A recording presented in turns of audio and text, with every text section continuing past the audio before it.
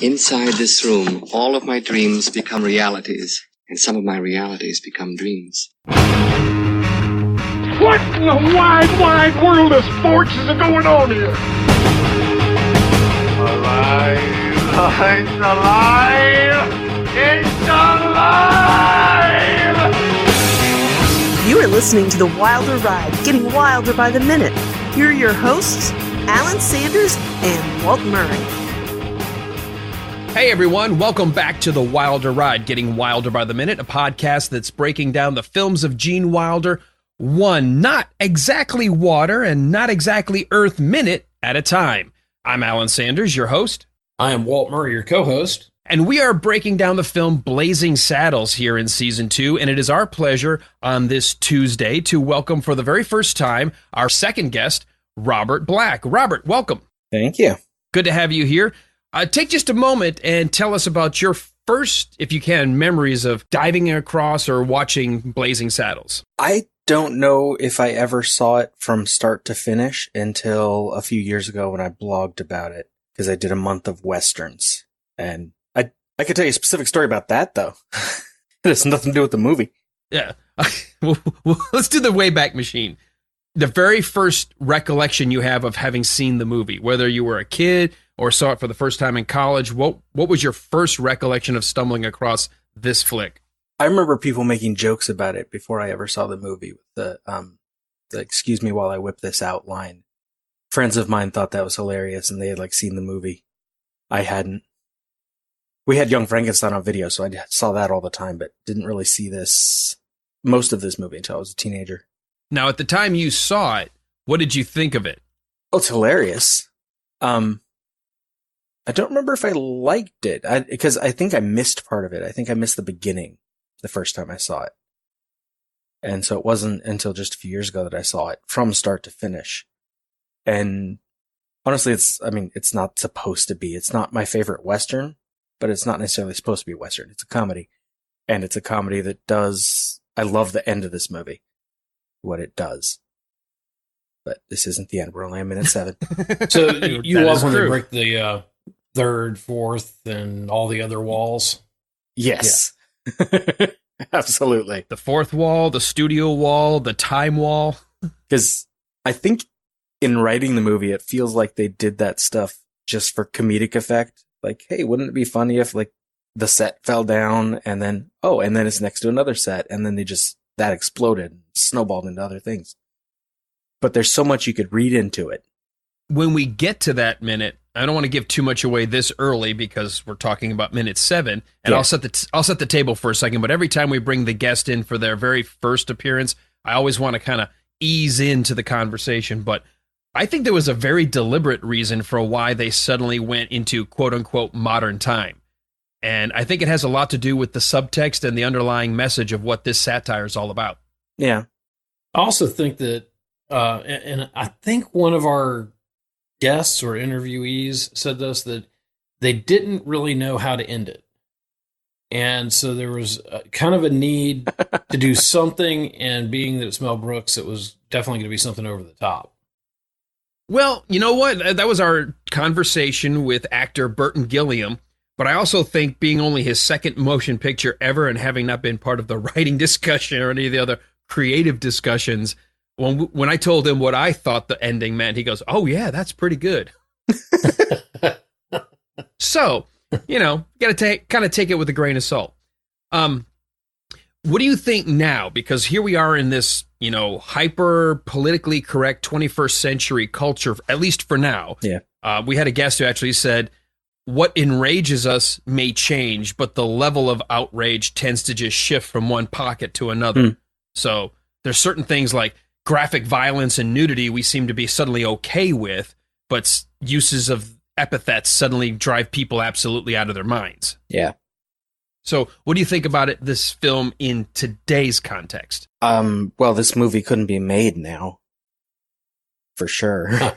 No, I agree with you. Now, but let me ask this question before we get started. Why? Is it because the general audience wouldn't allow the message to come through because they'd be so worried about words being used and thrown in their face without realizing why they're being thrown? not necessarily the words, because like one of my favorite movies last year, like Black Klansman or Sorry to Bother You, or what was that other one called? Something Spotting. Blind Spotting? Blind Spotting. Are all about like race and that kind of subject, and include epithets like like offensive conversation, offensive labels. But I think the problem with making like this movie as it is right now is it's a white movie about race. And that's fine in the 70s because white people are the ones making all the movies that the mainstream cares about. Now it would have to come from I think it'd need a different voice, like Get Out. Something like that.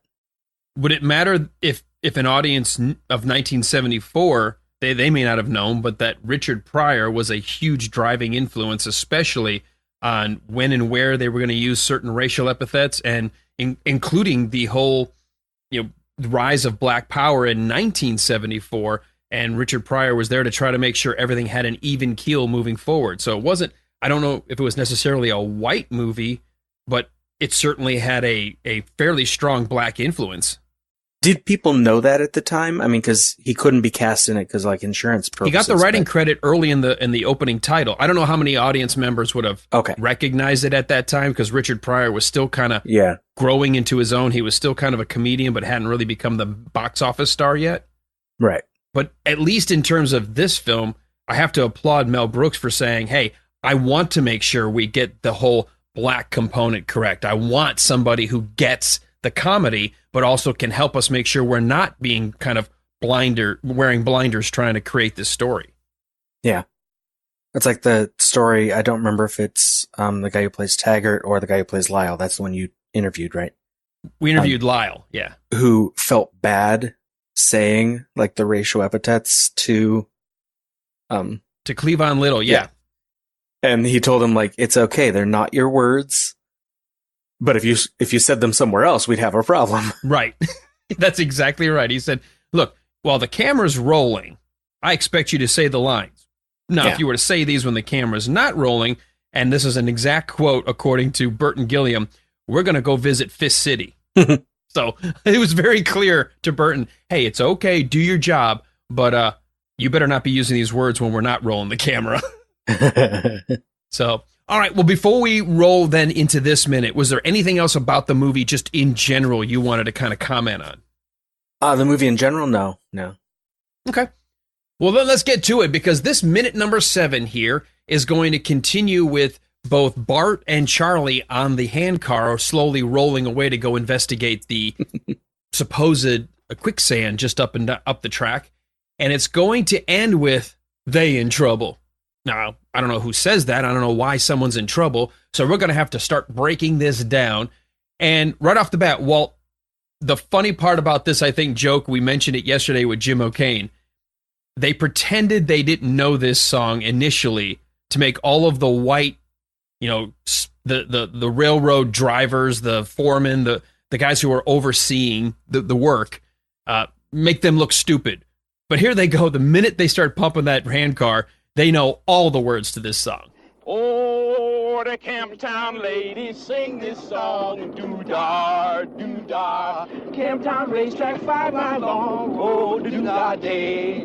Going to run all night, going to run all day. I'll wager my money on the bobtail nag, somebody bet on the bay. I really love that, because it is kind of the completion of that 1-2 punch, where he had just come off the joke about his mom being Dutch, and Lyle, yells at him, hey, get down there and get out of here. And so they jump on the cart and start up. So I thought that was just a great spike in the face to Lyle when they did that. Something even better about that is they pronounce the words. When all the overseers are singing the was it Gwine to Run All Day? They have the sort of uneducated pronunciation. Which is the actual initial lyric written. True, yeah. It was but Gwine, Bart and Charlie are very clearly saying, Gwine. going to run all night, going to run all day. Yeah, it almost gives them a little bit more of a sense of sophistication, doesn't it? Yeah. I think this happens through the whole movie, though. I think even the whole standoff in the last couple of minutes that we watched, that you had one side versus the other, and no matter how much Lyle thought he was going to get the upper hand with his joke or his comment or whatever, Bart is always kind of one step ahead of him or is able to top him at whatever Lyle's doing. And even in this, like you said, saying the words properly or adding a little level of enunciation gives them a little sense of they're more superior than the other guys. Yeah. Well, and it's interesting with Sheriff Bart because throughout the movie, his accent changes. And we'll see that as we go, but he's definitely speaking with a harder kind of common vernacular at this point, where later on, when he's actually the sheriff, he's a little bit more polished in his accent and language. We'll definitely keep an eye on that, because I thought he was sort of playing to his audience in this scene. Oh, I think so. And so I don't know if it necessarily changes, because right here, when they have this conversation about, what is it that ain't exactly water, but it ain't exactly earth, it sounds better than when he was just talking a second ago. Bart? What? Am I wrong?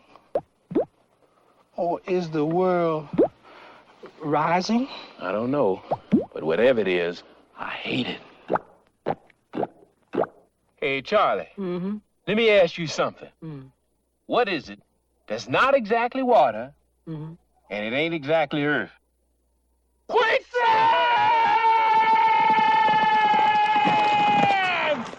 Yeah, and he does kind of come in and out of the accent there. Now, I want to get to this scene here. Where I'm right at where the cart has come to a stop, and immediately you hear the burbling or gurgling of something, and then they start to sink.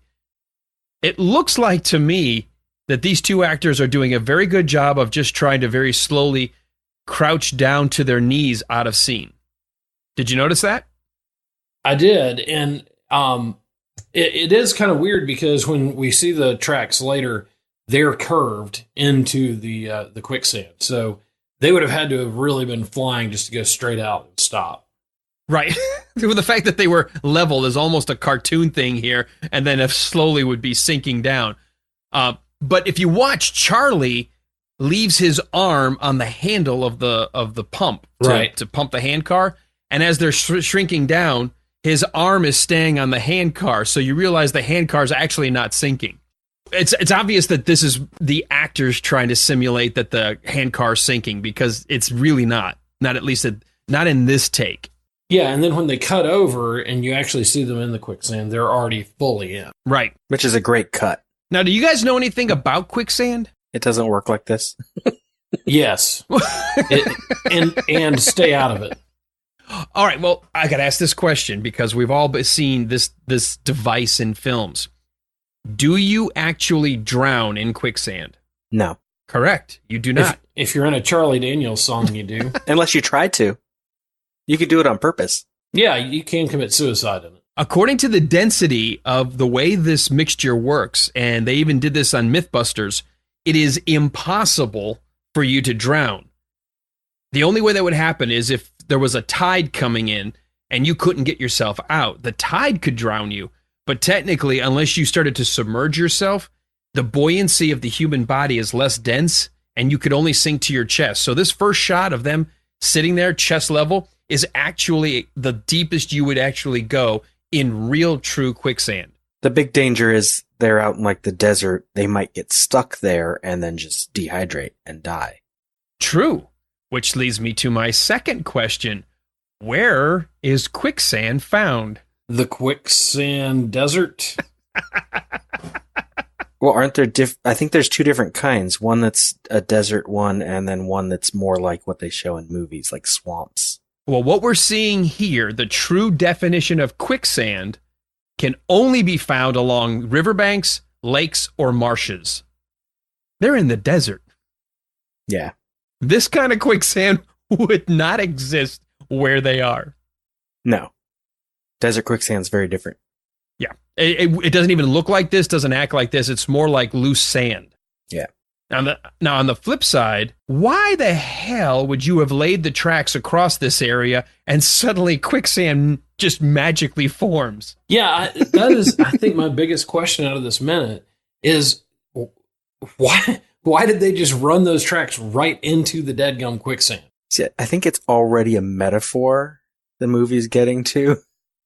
Is it the technology and the Western society moving west is just digging its own grave? Well, the funny thing about this is Taggert gets some kind of a cable. Now, we're not talking about a text message or an email. This is 1874. So someone has wired a message to him saying, a surveyor thinks there might be quicksand up ahead. Yet you've got fully formed tracks and rails that have already been laid all the way across this. So I wasn't aware that quicksand just magically starts to show up. Yeah, that's how it works. It just kind of appears, sucks you in, and disappears. And then goes away. It's almost like, someone's filming an episode of Mythbusters up there. Exactly. I'm like, hold on, I just snorted. Robert, this is what you get. This is the highbrow kind of humor. Oh, I know. I've heard your show. I've always loved this scene. My brother and I, when we were younger, we'd come home from work and we were still living at my mom and dad's house. We were in high school and we would put this movie on late at night. We'd kick back, steal a couple of beers from the refrigerator. And for whatever reason, this scene, when they start to sink and they're asking each other these questions and then they disappear out of the scene. And then you hear them play almost, I don't want to say 20 questions because it's only a couple of questions. But it's so funny to me because they're not acting panicked when they're off screen. Right. It's not until they shift the camera angle and we realize they're shoulder or chest deep that they scream quicksand. But just this sort of ho-hum. So can I ask you a question? Sure. What? What is it that ain't exactly water? Mm-hmm. And it ain't exactly earth. Like, how did you not know what you're sinking in? But it's still hysterical to me. Charlie especially with those little mm-hms. Yes. Like he's not even saying whole words, but he's just responding casually. Well, he had also said, am I wrong or is the world rising? It's almost like he can't see anything outside the frame of the camera. Like he's kind of trapped in the same view that we are. Because if you're really that guy, like you can see the whole world around you and you would know that you're sinking. Right. In fact, I don't even think they start moving until after he starts saying, am I wrong or is the world rising? Like they're He's talking about something else. What He's do you talking think? about society. You see all this socio, the place in society here is the motivation of his line. So Charlie's either really brilliant or dumb as a sack of quicksand. Yeah. Or both. Or both. We're not really sure which at this point. I mean, if you pause the movie right around seconds number, hold on, it was just about 24, 25, he says, am I wrong? But nothing's happening yet. And yet he's about to analyze the fact that something's happening. And then they finally start to shrink down below. I've got the script here, and I like to go through every now and then some things that we're missing. And Walt, I'll defer to you on this one because I think we're going to find ourselves saying similar things that we did in our season 1 look at Young Frankenstein. But the lines from Bart are supposed to be, hey, Charlie, let me ask you something. Now, don't be too hasty with your answer. Put some thought to it. What is it that's not exactly water, and it ain't exactly earth? And when it sucks you under, it squeezes the last shred of breath out of your lungs till you die. Then they yell quicksand. I could not be happier that they cut that. I think they kept the 2 chunks you needed. Yeah. Hey, Charlie, let me ask you something. What is it that's ain't exactly water and it ain't exactly earth? Boom. That's it. I didn't think you need a monologue. No, you don't. And I've kind of been thinking about this as I write, and particularly as I write down interview notes and things like that. It is harder to write dialogue for me than anything else. And I guess if you're a writer of a film or a TV show, as you're writing, it probably doesn't always come across as smooth as you think it does. And there are probably also times when you put more in trying to make a point than you really need. Well, Robert, you've got a creative side as well. I know you and I have chatted before about some of your writing. How do you handle dialogue? I write too much of it. Same thing. There you go. One of the first things I ever learned, I took a playwriting class back in college, is you need to read all of it out loud. Yeah. Because even if it can sound even normal in your head, but it's not necessarily how people speak. You have to be careful that the way you think isn't necessarily the same as speech patterns. And it was such a valuable lesson to learn, to make sure that you read the dialogue out loud. And then if you're writing a film script versus a play, because plays naturally need a little more dialogue because there's not as much you can do. You can't have quicksand and car chases and explosions on the stage. But when I took a screenwriting class, a lot of it was show, don't tell. Keep the dialogue to the minimum. Oh, definitely. My problem actually, not just scripts, but when I would write prose, I would write far too much dialogue. And they came across like they should be plays. Right. Well, even then, I had one of my playwriting professors actually said, nobody does Shakespearean monologues anymore. So unless you've got a really, really good reason why somebody would monologue for the next minute and a half, you better figure a way to break it up. And it was interesting because I think whether it's fiction writing, playwriting, screenwriting, I think every professor wants you to learn all the rules first, and then you have to figure out when you can creatively break those rules. Oh, yeah. Well, I'm trying to think of a good monologue from a recent movie. And I really am kind of stretching to think of one. The closest you can come up with, and it kind of worked, were some of the monologues that Thanos had in the most recent Infinity War. That's what I was thinking. Oh, yeah, you're probably right. Yeah. And he was a little like, oh crap, what's his name from The Walking Dead? Negan. Loved the sound of his own voice, and he was powerful enough that nobody was going to interrupt him. But even then, they weren't Shakespearean-length monologues that would go on for 4 or 5 minutes at a time on the stage. So as they sink out of the frame here, obviously we realize it's quicksand. They yell out for help, and Taggert comes running in like with his horse, jumps off the horse, once again demonstrating that Slim Pickens is a very comfortable horse rider. He's very comfortable around horses. We knew that with our guest Jim O'Kane mentioned that, and then it was confirmed with Burton Gilliam that Burton said, "Look, I'm just trying to make sure I look good on a horse, but Slim Pickens just looks so natural. It's sick." Yeah, I tried to do a dismount off a horse like that one time and about killed myself. So that's a pretty good move to be able to do that. Probably also helped that he had cowboy boots on, which fit into the stirrups, but that's a pretty talented move. It is, but it's so it's got the energy that it needs, because I think, Walt, you mentioned the pacing of this movie. Once it starts, it doesn't feel like there's ever a moment that drags. It's always bang, bang, bang. Including here, they yell quicksand, and here they come flying in on horses. He jumps off, looks down, says, "Oh, Schnitzengruben. shit! Quicksand! Ah, dang, now we are in. oh, Schnitzengruben. shit, and throws his hat on the ground. Now we're in trouble. Yeah, and then Bart says, they in trouble. And I thought that was an interesting choice for him at this point in the movie, because that, is a little bit unpolished and kind of the common man way of talking. And he's talking to Charlie. Yeah. So he speaks to his audience. It's code switching. Right. Yes. Yeah, he drops the formality to be more familiar with the kind of speech patterns of the rest of the railroad workers. But as you pointed out, Walt, we'll see later when he's around a different audience, he knows how to change his speech patterns to match the audience.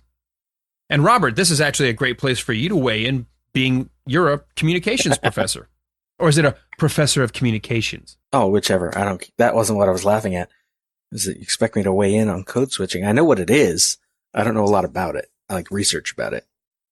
But it's that sort of thing where okay. Well, first of all, let me introduce you to the concept of a podcast. We can say whatever we want, and everyone's going to think we know what we're talking about. So, and let's introduce you to the Wilder Ride, where people assume that we don't know what we're talking about. but they somehow find us humorous. Well, it's basically what Bart is doing. Like when he's talking to Charlie, he'll speak like he's less educated. When he's talking to people in town later, he sounds more proper. Maybe it's just the actor screwing up his accent and doing it a little bit different each time, but it could also be the actor is code switching for different actors that he's across, not necessarily in his character. But it's, especially in a movie from the 70s with a black lead character, it's going to be a big deal. The way he talks to people matters because that's how they see him. When he, jumping ahead of several minutes, when he pulls a gun on himself and he's doing two different voices back and forth, they're so stupid they buy it. Right. And part of that comes with they expect a black man to have a gun and pull it on someone. So when he does, it doesn't matter who he pulled it on, he did. And they're worried. And here he's talking to, Taggert and Lyle aren't particularly educated, but they're like the white overseers who are more in charge. So he talks differently to them, a little more respectful. And we'll get into it next minute more. He's more respectful in the movie than in the script. Right.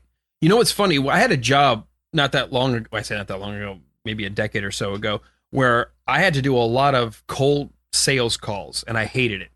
But I realized if I started to adopt some of the speech patterns of whomever I was speaking to, they suddenly became a lot more agreeable. Yeah. And it was a great technique for gaining either trust or trying to get somebody to diffuse from being angry. And it was funny, if I was dealing with somebody from the Northeast, especially, New Jersey, New York, especially like the Brooklyn area or Queens, they almost respected you more if you were short and abrupt with them. And yet if you called somebody on the West Coast, it was much more about, hey, what's going on? What can I do? How's it going? You just had to learn to sort of adopt a different pattern of speaking, not down to, but matching the audience. Well, yeah, it can just be a different speed. It doesn't have to be a different tone. It's like, I want to take my time with a conversation with you. And some people just want to, like, if someone calls me on the phone, I prefer that they're quick and get things done, even though I'm West Coast. But if I'm having a conversation in person, I don't mind if it takes a while. Because it's different. I don't want people to call me. I don't know who they are.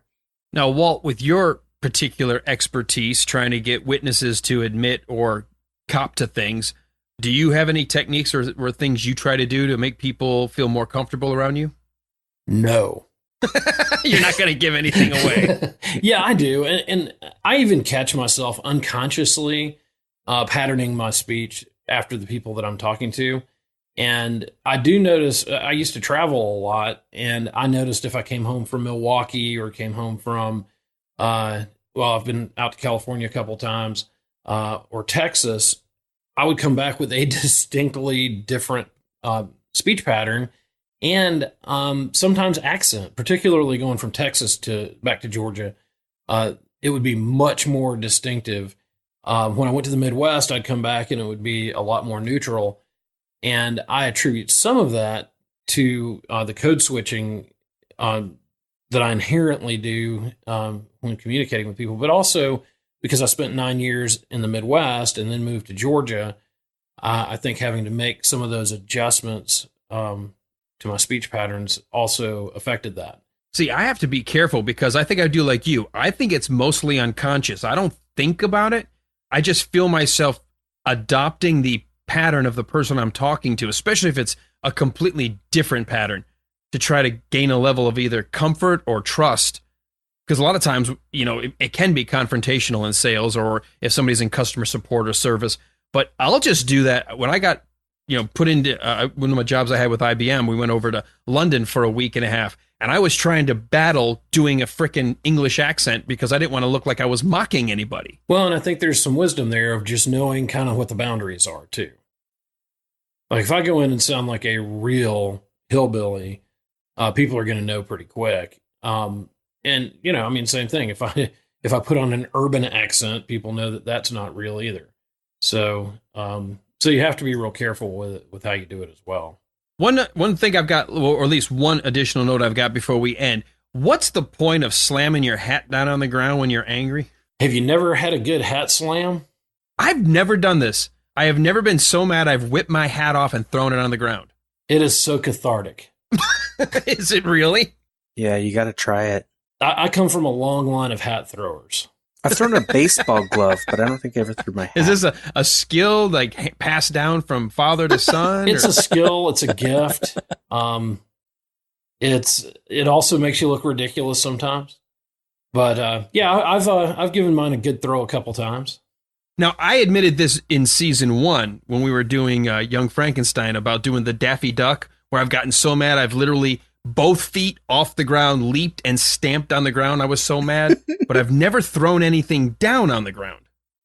I don't know which makes me look worse. Try doing both at the same time. Yeah, there you go. Try to jump up and slam your feet and throw your hat on the ground. I'd probably end up in traction. I would say the habit of throwing things is not a real bright one. I got to repair a hole in my parents' garage wall when I was in high school because I tossed a trash can through it. So I've kind of learned that not a whole lot of harm in throwing your hat on the ground, but you got to be careful about the other stuff. Right. Yeah, no, I've never... Actually, yeah, the hat would be useful that way because nothing's getting broken. That's true. Taggert immediately picks it up and dusts it off. Yeah, no, So everything's that's a fine. good point. If you realize you want to throw something because that's just your inherent nature, a hat is probably going to do a lot less damage than a solid object. Like those little dolls you can buy to like squeeze when you're feeling bad. You just squeeze them, their eyes bug out, and then you just set them back down. Froggy Love Daddy. Oh, yeah. I actually have a stress ball I keep in the, I don't know if you call it just a little map pocket on the side of the door, driver's side door. Oh, in the car. I don't know why we call it a map pocket. Nobody uses a map anymore. But in the car, I'll have this little stress ball, this little foam ball that I picked up at a trade show somewhere. And it's amazing that if you feel yourself getting tense, just doing 10 squeezes with my left hand, 10 with the right, 10 with the left, 10 with the right, you start feeling that, I'm not saying the stress or maybe even the irritation of traffic goes away, but it doesn't seem to peak as high as it would normally. I learned to drive in LA, so I just swear at people. It's easier. Talk about a cathartic moment. You got motherfucker! Well, actually, unlike one of my good friends, I don't yell out the window where they can hear me. One of my friends you will roll the window actively up first roll and his then you window yell? down and yell. And I'm like, stop it. Someone's going to Did shoot you ever do that in the summer by mistake? You forgot your windows down and you yell, what kind of an idiot? And you're like, and you trails off. It's like, what kind of an idiot would listen to that kind of music?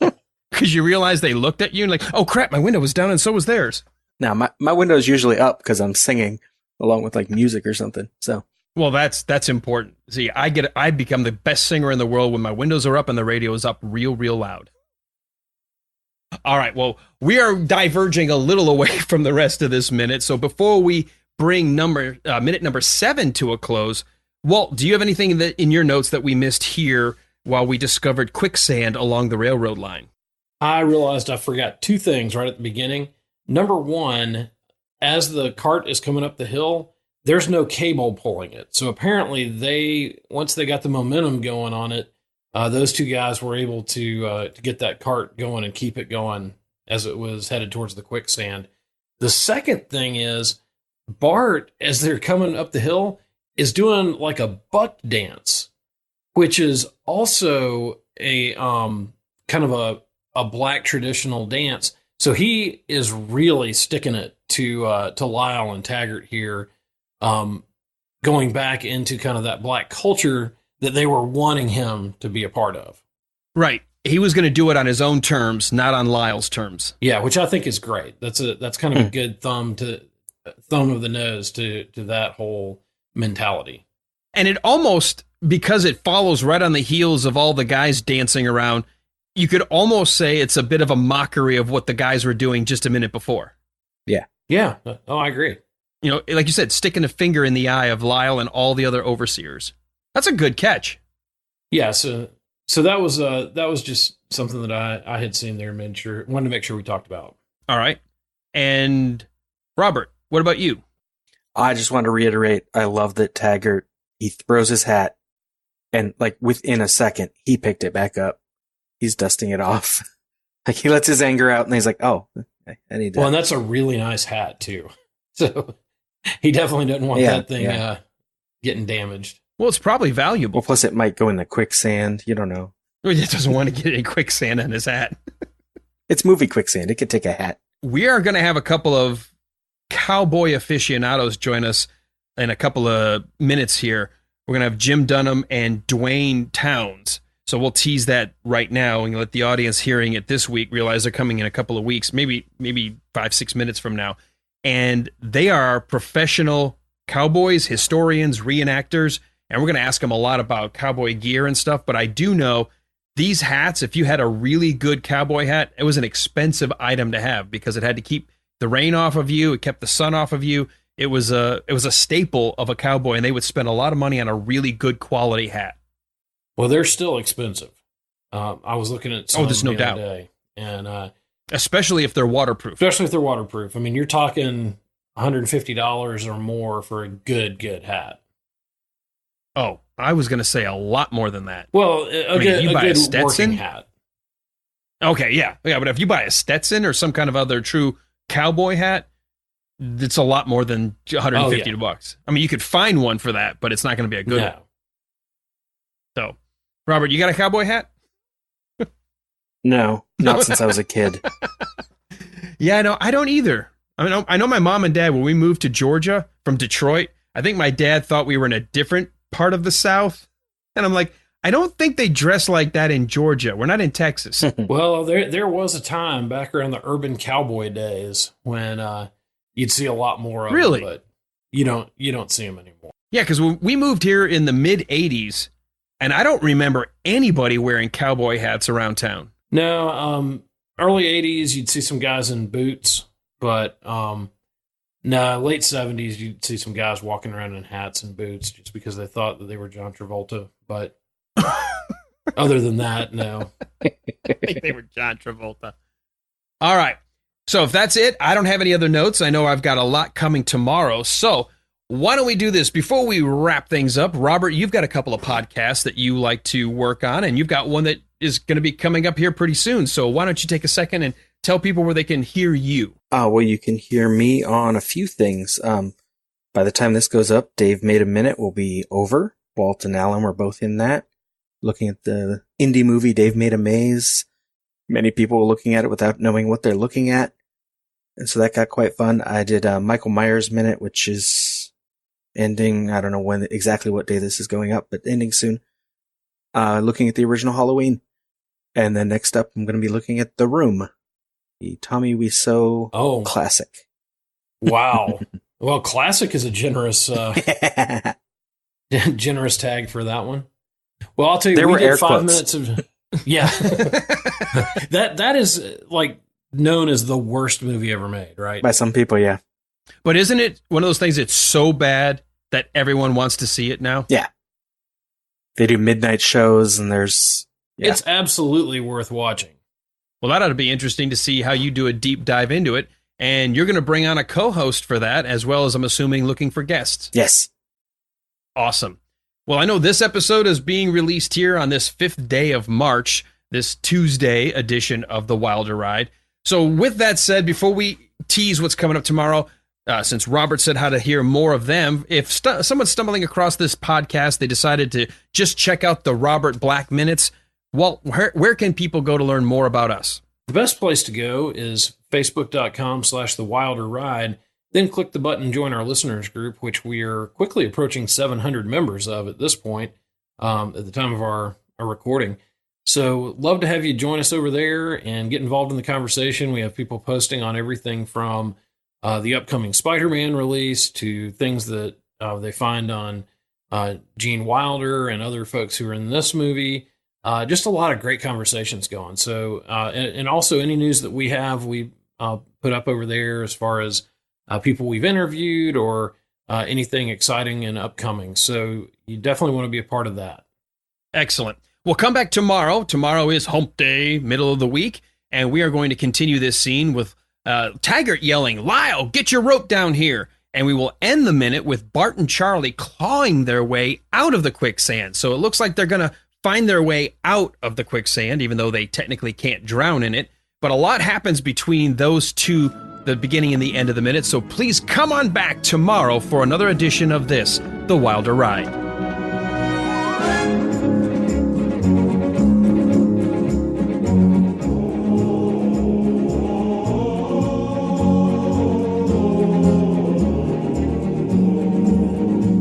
Robert, do you need to quickly rewatch minute number 7 before we start to roll?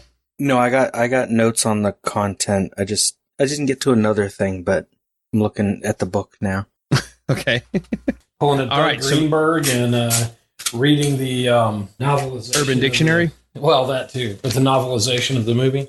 Oh, that's a funny argument those two have because Jason hates it and Doug loves hysterical. It. Yeah, I think it's great. There's some odd... I don't know, Robert. Odd parallels between our two podcasts. Yeah. Maybe that's why you keep referencing them in every freaking episode.